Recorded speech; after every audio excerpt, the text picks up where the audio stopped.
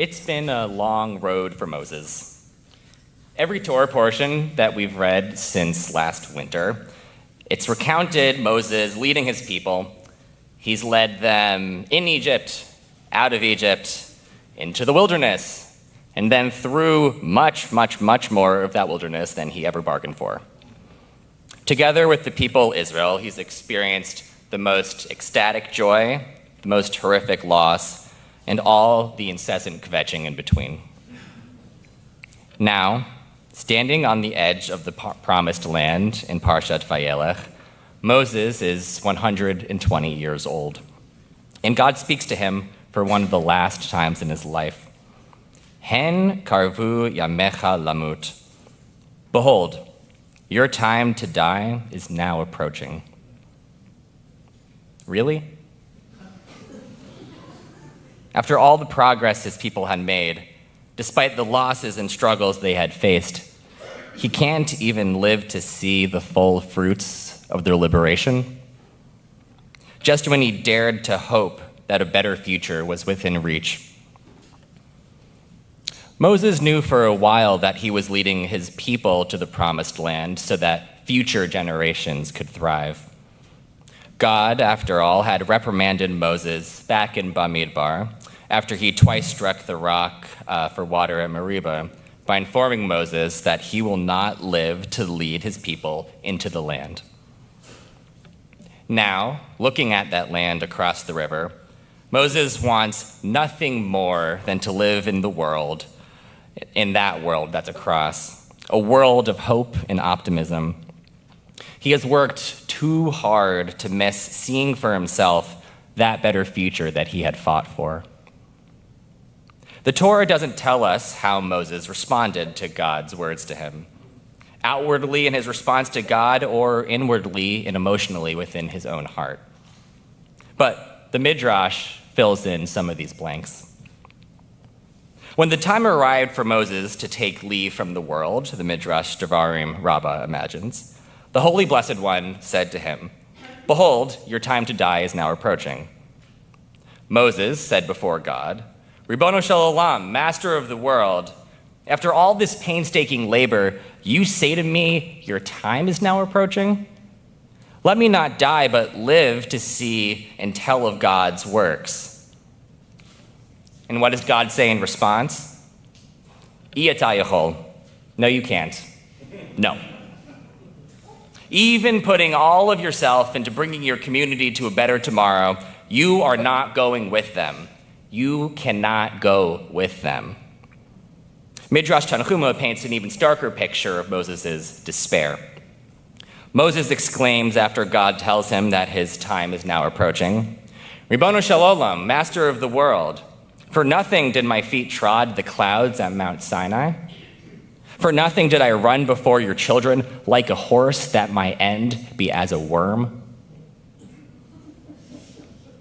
Standing on the cusp of this new year, this Shabbat, Shuva, Moses' exasperation, despair, and desperation feels, well, relatable. The bleak state of our country and our world seem by now to be a perennial truth. But the last few months in particular have felt like standing on the banks of a river, looking across, hoping for a better world that seems to be falling out of reach. With rights we worked for so hard being stripped away, with institutions we took for granted crumbling, it could feel like there is no other world than the one of despair. Maybe you're like me and sometimes feel a bit trapped, as though hope is exiled in another world.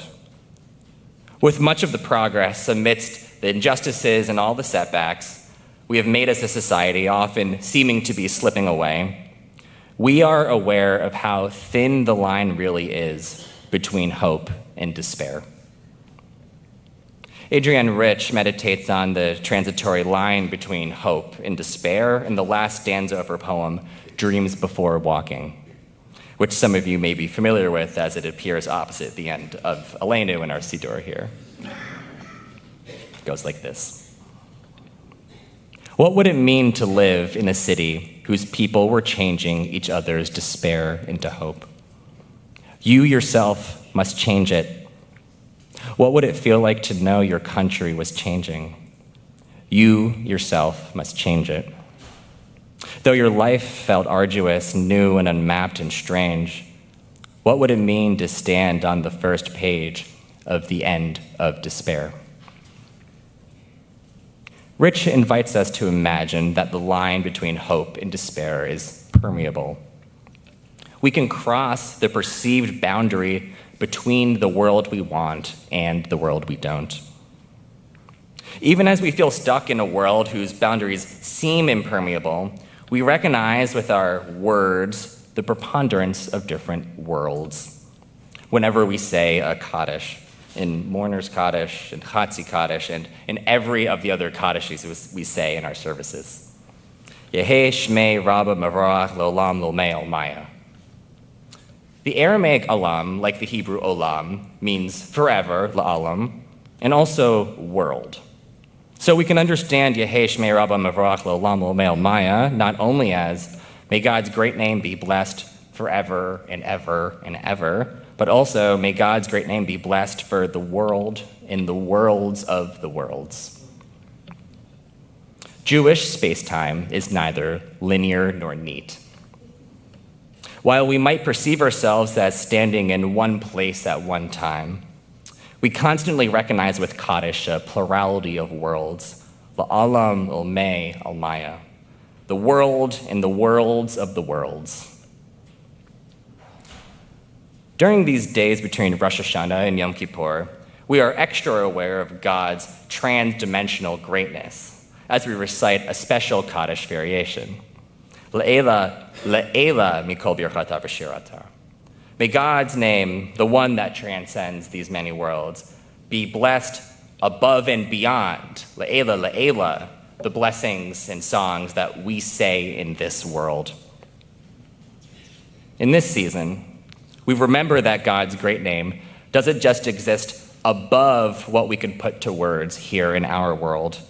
We remember that it exists above and beyond, le'ela, le'ela.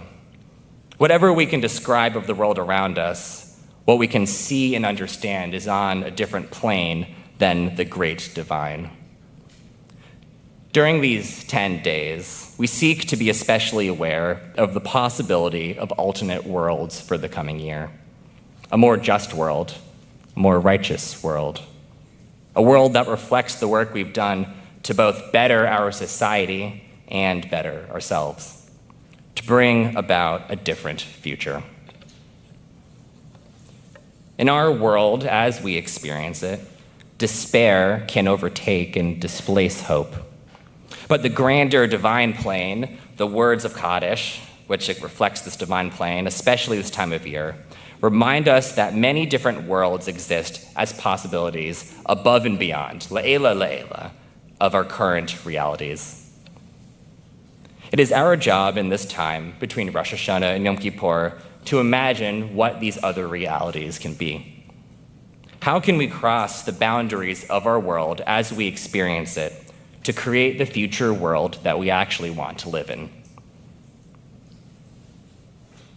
God doesn't change course and allow Moses to ever reach the promised land alive.